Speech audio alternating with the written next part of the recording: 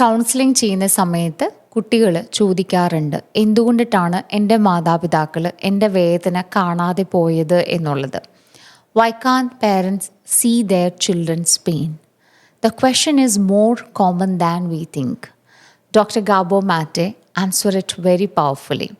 അദ്ദേഹം വളരെ മനോഹരമായിട്ട് ഇത് എക്സ്പ്ലെയിൻ ചെയ്യുന്നുണ്ട്. Because they have not seen their own pain.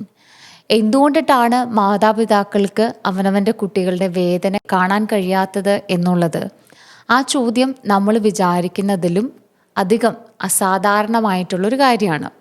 അദ്ദേഹം ഇതിനെ എക്സ്പ്ലെയിൻ ചെയ്യുന്നത് വളരെ സിമ്പിളും അതുപോലെ തന്നെ വളരെ ശക്തമായിട്ടാണ്. കാരണം അവർക്ക് അവരുടെ സ്വന്തം വേദന കാണാൻ കഴിഞ്ഞിട്ടില്ല, കണ്ടിട്ടില്ല എന്നുള്ളതാണ്. സ്വന്തം വേദന ഒരിക്കലും അംഗീകരിക്കപ്പെടാത്ത കുടുംബങ്ങളിലാണ് പല മാതാപിതാക്കളും വളർന്നത്. അവർക്കപ്പോൾ ശക്തമായ രീതിയിൽ അവരുടെ വേദനകളും എല്ലാം അടിച്ചമർത്തപ്പെട്ടിട്ടുള്ള ഒരവസ്ഥ ഉണ്ടായിട്ടുണ്ട്. അവരെന്താണെന്ന് എക്സ്പ്രസ് ചെയ്യാനോ അവർക്ക് എന്താണ് വേണ്ടതെന്ന് പറയാനോ മുന്നോട്ട് വരാനായിട്ടോ സാധിച്ചിട്ടില്ല. ജീവിതം ജസ്റ്റ് ജീവിച്ച് തീർക്കുക അല്ലെങ്കിൽ അതിജീവിക്കാനായിട്ടുള്ള ഒരേ ഒരു മാർഗം മാത്രമായിരുന്നു അവർക്കതെല്ലാം. അപ്പോൾ അതിനാൽ അവരുടെ സ്വന്തം കുട്ടികൾ വേദനിക്കുമ്പോൾ, സാക്രിഫൈസ് ചെയ്യുമ്പോൾ എങ്ങനെ പ്രതികരിക്കണം അല്ലെങ്കിൽ അവരുടെ കൂടെ എങ്ങനെ ആയിരിക്കണമെന്ന് അവർക്ക് അറിയില്ല എന്നുള്ളതാണ്.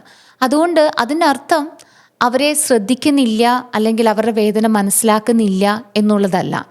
This is not about blaming parents. It's about understanding that unhealed trauma often repeats itself.